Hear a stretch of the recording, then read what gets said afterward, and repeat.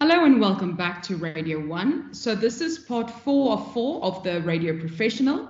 So it's the last lecture before we move on to programming. And in this lecture, and during this lecture, we'll be looking at volunteering and mentorship, networking and relationships, and we'll give you some advice and a couple of golden rules, okay? So thus far, we've gone through, for today's class, there are independent learning pieces that you'll also need to go through, okay? So apart from this lecture, let's look at those briefly. So firstly, if you want to follow along, we're starting on page 540 today. So the reading papers or the essays and case studies that you need to look at are by Lloyd, Kruger, Caton, Johnson, and Daza, aimed at expanding the knowledge base on and understanding what it means to embody the being of a radio professional.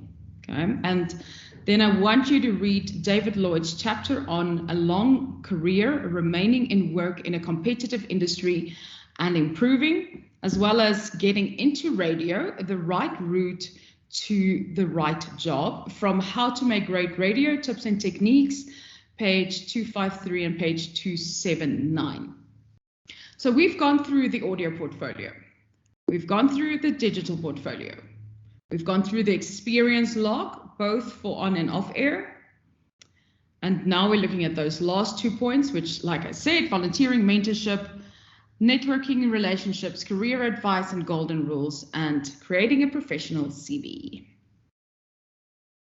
At the end of this lecture, you will understand how vital work experience is. Okay, it's really important in this industry. You'll understand that most work experience will be done on a volunteer basis.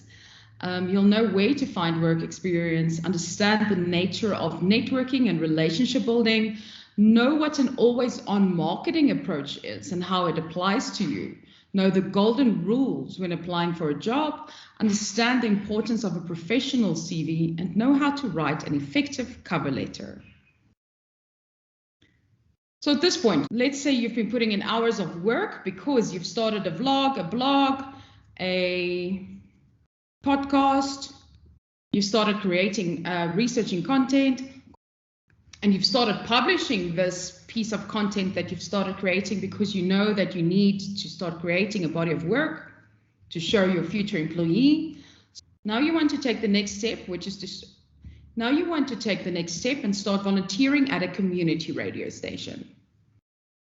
You also want to start networking and building your contacts. You also asked if I have any tips for you for the industry, and lastly, you want some help with your CV and your cover letter. That's where we're standing now. One way to gain experience early on is to start with small-scale radio stations that may require volunteers.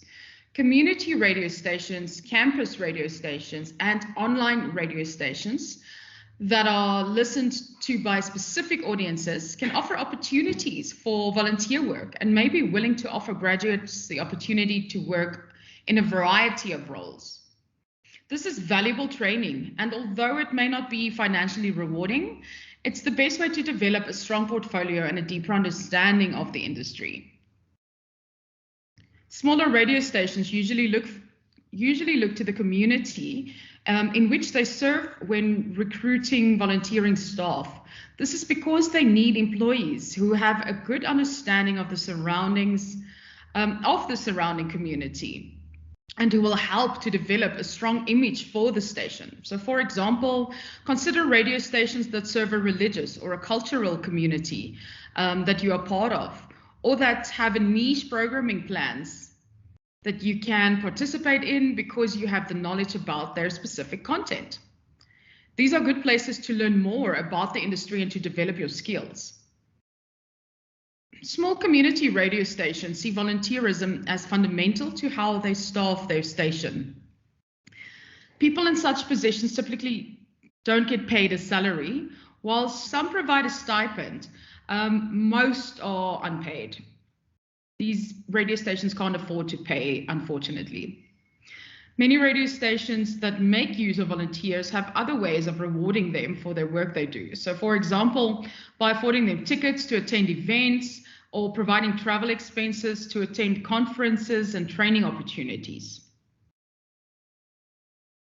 Community radio stations provide valuable training opportunities for young people who are looking to begin a career in radio. While volunteers gain skills and experience from the station benefits from their time rather than having to pay them. However, small radio stations often struggle with a loss of talent. This is because volunteers do not perceive volunteer work as a real job and will leave at short notice when offered an opportunity for paid work.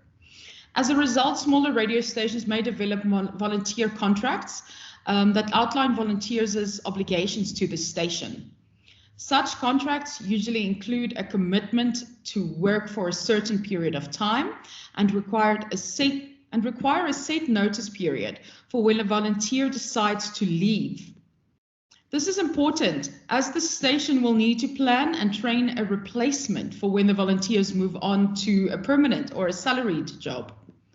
Regardless of whether or not a position is paid, all experience creates opportunities for networking, learning the necessary skills to pursue a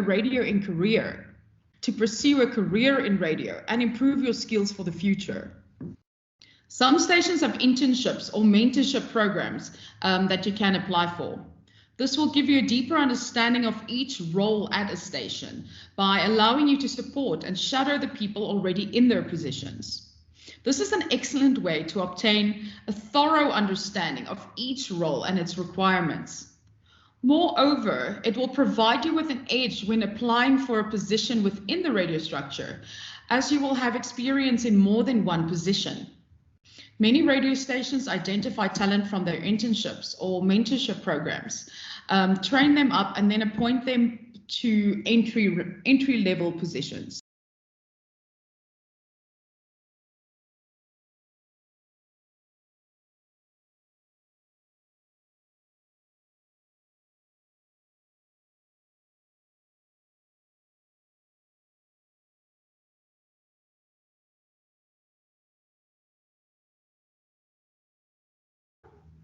So let's quickly look at a short video about internships.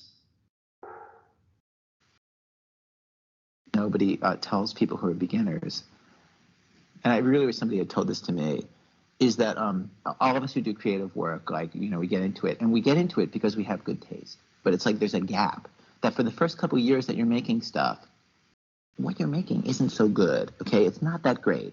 It's trying to be good. It has ambition to be good, but it's not quite that good. But your taste, the thing that got you into the game, your taste is still killer. And your taste is good enough that you can tell that what you're making is kind of a disappointment to you. You know what I mean? A lot of people never get past that phase. A lot of people at that point, they quit. And the thing I would just say to you with all my heart is that most everybody I know who does interesting creative work, they went through a phase of years where they had really good taste. They could tell what they were making wasn't as good as they wanted it to be. They knew it felt short. It didn't have this special thing that we wanted it to have. And the thing I would say to you is everybody goes through that. And for you to go through it, if you're going through it right now, if you're just getting out of that phase, you got to know it's totally normal. And the most important possible thing you could do is do a lot of work. Do a huge volume of work. Put yourself on a deadline so that every week or every month you're going to finish one story. Because it's only by actually going through a volume of work that you're actually going to catch up and close that gap. And the work you're making will be as good as your ambitions. In my case, I took longer to figure out how to do this than anybody I've ever met. It takes a while. It's going to take you a while. It's normal to take a while, and you just have to fight your way through that. Okay?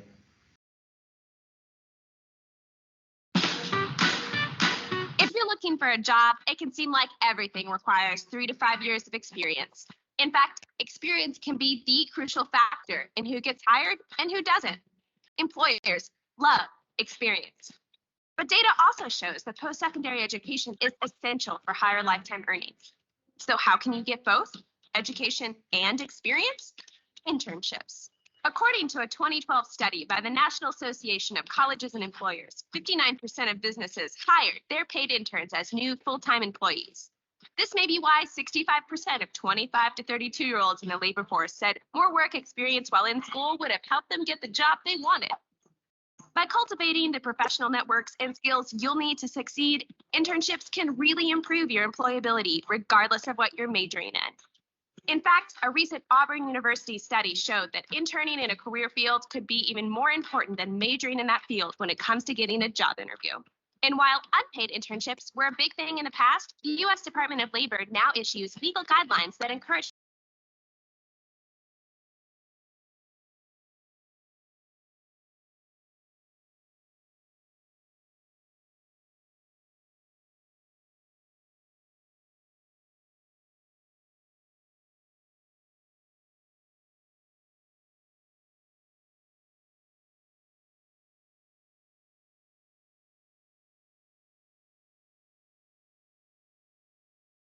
I did my first internship at a radio station in Cape Town, and that's when I realized this is what I want to do. Okay, so it's really important. It's important to do internships to get that experience. So where do you volunteer? Where do you start looking?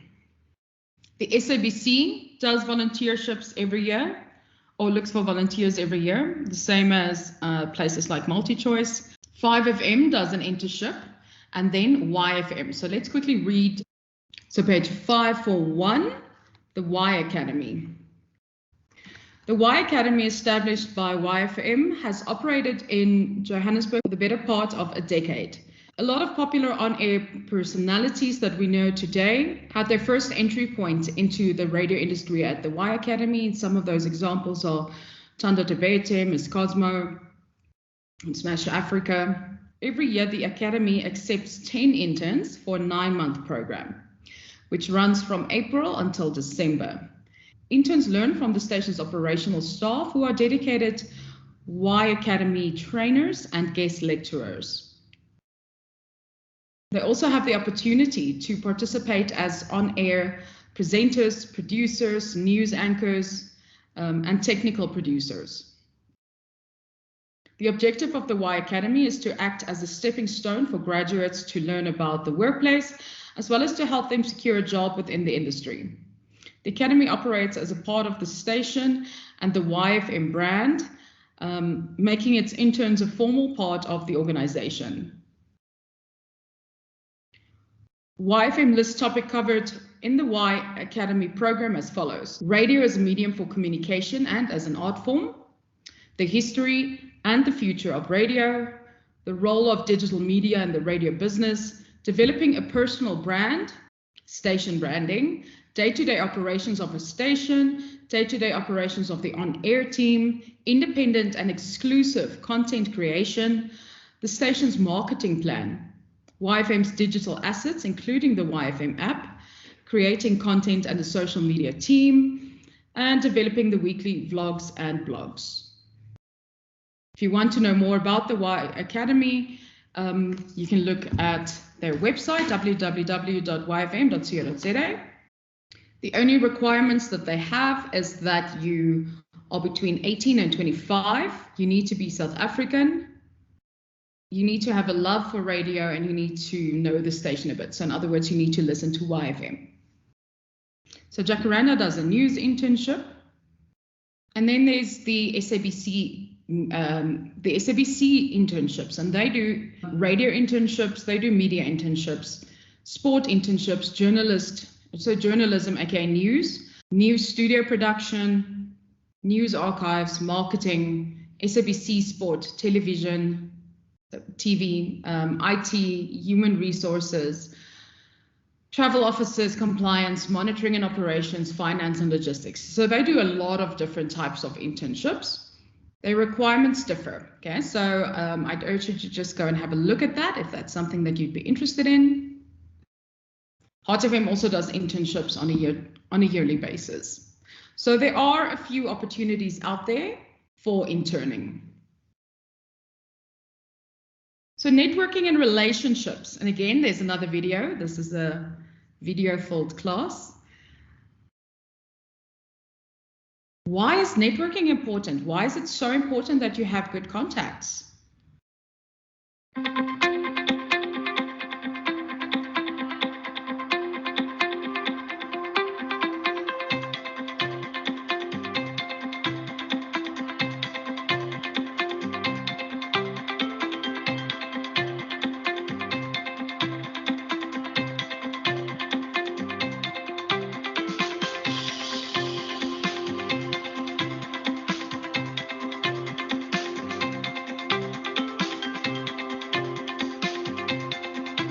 Networking is and always has been the cornerstone of business since we know it.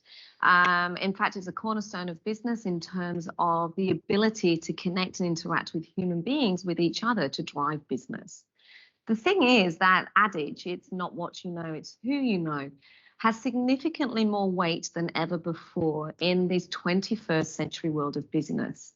A world where jobs are being taken before they're even being advertised, where collaborations are almost popping up out of the woodwork every day and taking us by surprise, where the reality is that every single one of us is having to ideate, is having to innovate, is having to remain relevant and be relevant in a world that's constantly changing. And so the reality is we can't do that on our own. We can't be agile. We can't move quickly enough. We're unable to come up with innovations on our own. We need people around us. It's impossible to be successful alone.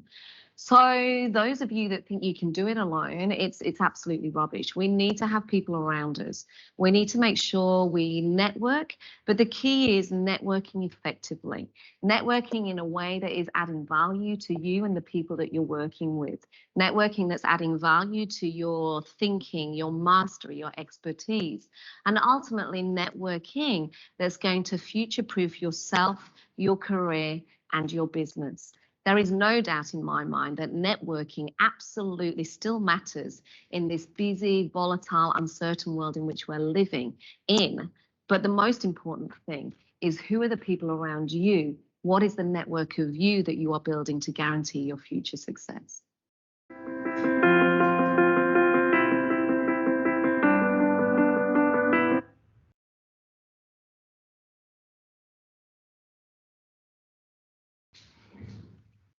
So networking.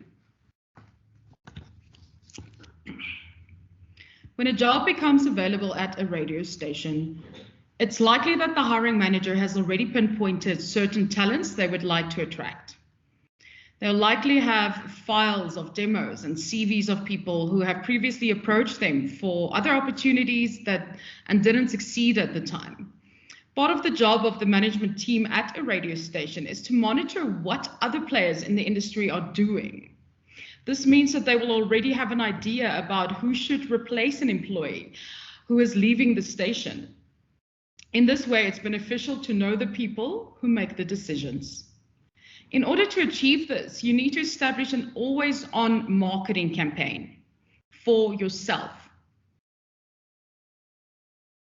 Always on means that you are consistently delivering real-time content that can be adjusted and tailored to your target audience.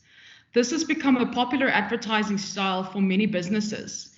However, it is also relevant to personal marketing and self-promotion. Through always-on marketing, potential employers are provided with a regularly updated source of information about you, which is curated by you. Similarly, following other personal always-on marketing campaigns will help you to stay aware of opportunities and events where you could meet or interact with influential people in the industry and expand your professional network. The objective of this is to ensure that your name is recognized by the potential employers and that you are one of their first considerations when new opportunities present themselves. Although digital communication is becoming increasingly important and common in all industries, face-to-face contact is still a critical component in terms of building professional relationships. This means that you need to be in the same room as the people who matter, and you can't rely only on email and social media to do all the work. We need to get close to each other, okay, for our tendency to connect to a peer. If you have to establish a connection with someone else and wish to pursue it further, offer to take them out for coffee or visit them at their office. Let's look at another video.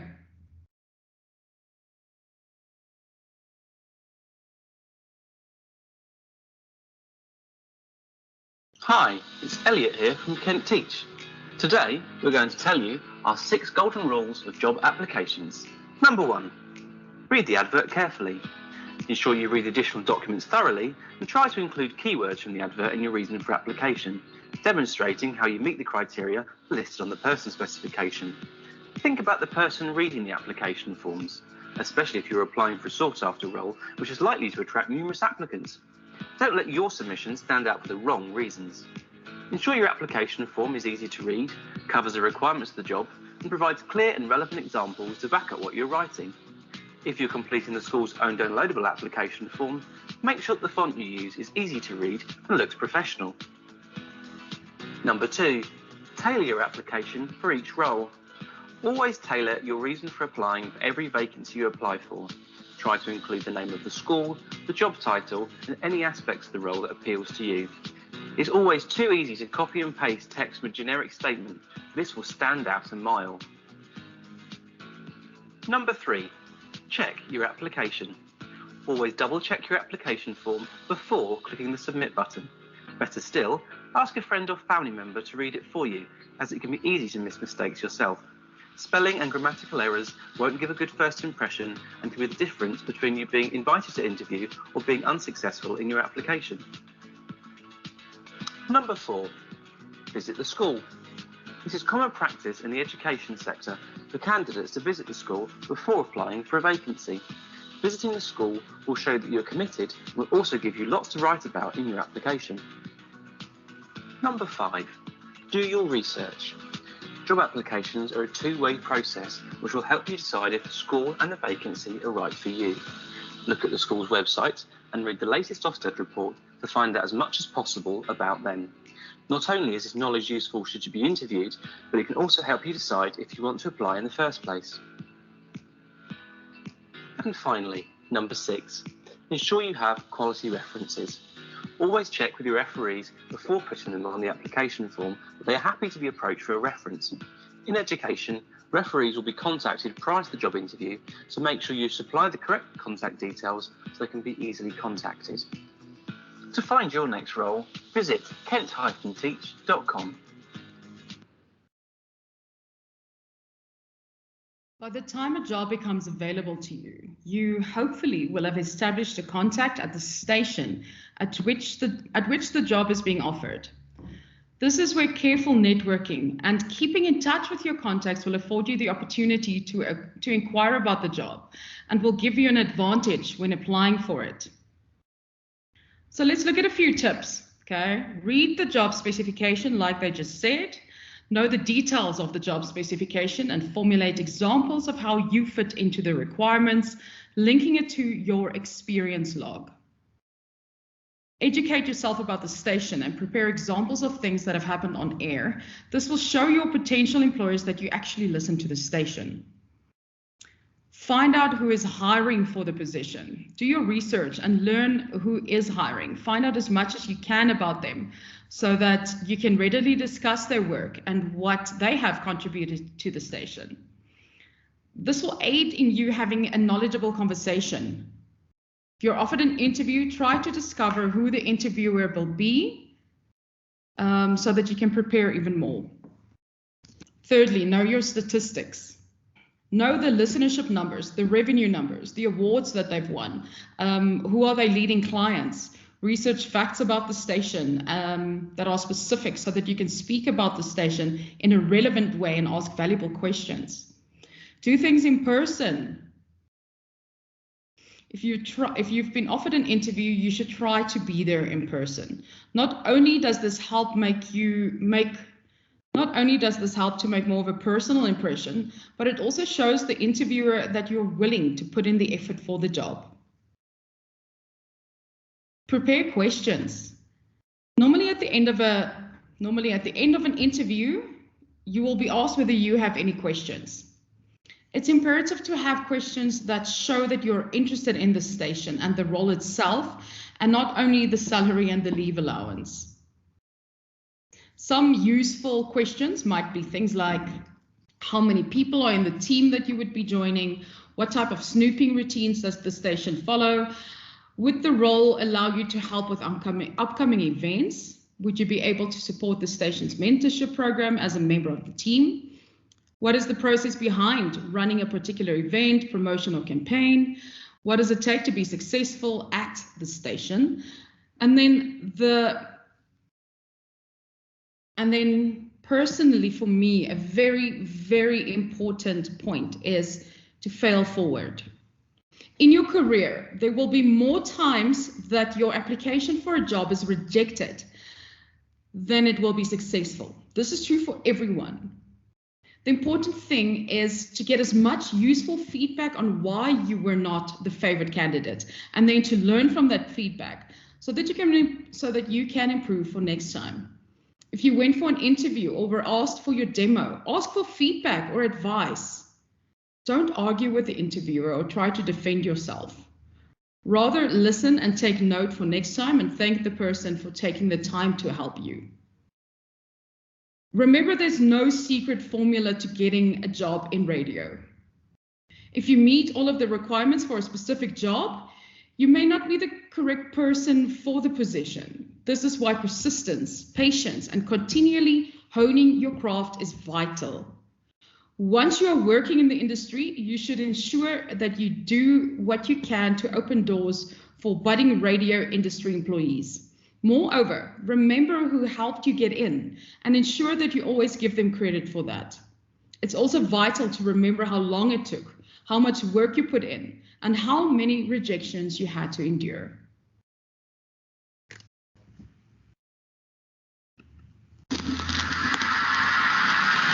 Almost any accomplishment has come at the hands of people who've taken risks, people who are willing to push the envelope, people who are willing to explore the unknown.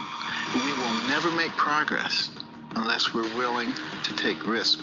You cannot get to the mountaintop without taking a few missteps.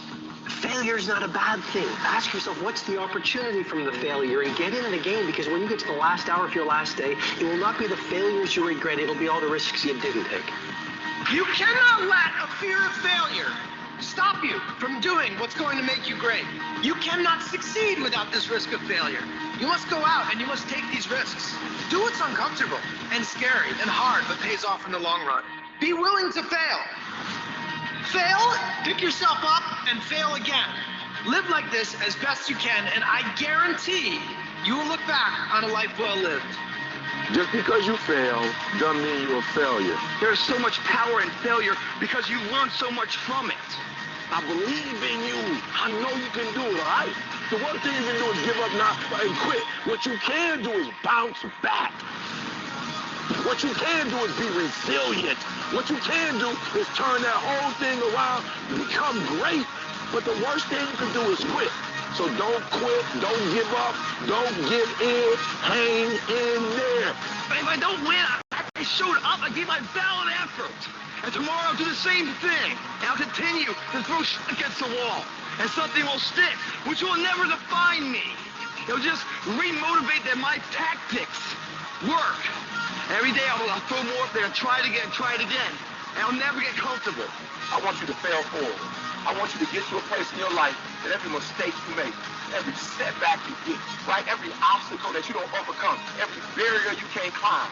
I don't want you to give up, but I want you to fail forward. I'm saying that you gotta learn from your mistakes. That every mistake you make, you fail in class, get back up and try again. You lose a job, get back up and try again. You put all your money in investment, get back and try it again. If you start a business and it don't work, don't stop, don't quit, fail forward. Learn from each and every one of your mistakes. Don't quit, don't give up. If it gets hard, you tired, not around yourself, you double tired if you have to, but you hold on. You gotta embrace the faith and believe that one day gonna be my day. But one day can't be your day if you give up. If you quit, no day will ever be your day. I'm telling you today, I'm telling you to your face, you can have whatever you're willing to struggle for. Because remember, without struggle, there's no progress.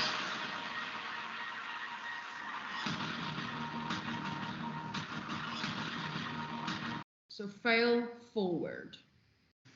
So that's it for today then from my side. So go out, fail forward, okay? Go through all of those videos again. Go through all the notes that we went through for today to make sure that you understand it, that you are up to date with everything that we've done up until now. And with that, I'm going to say goodbye for now. Bye.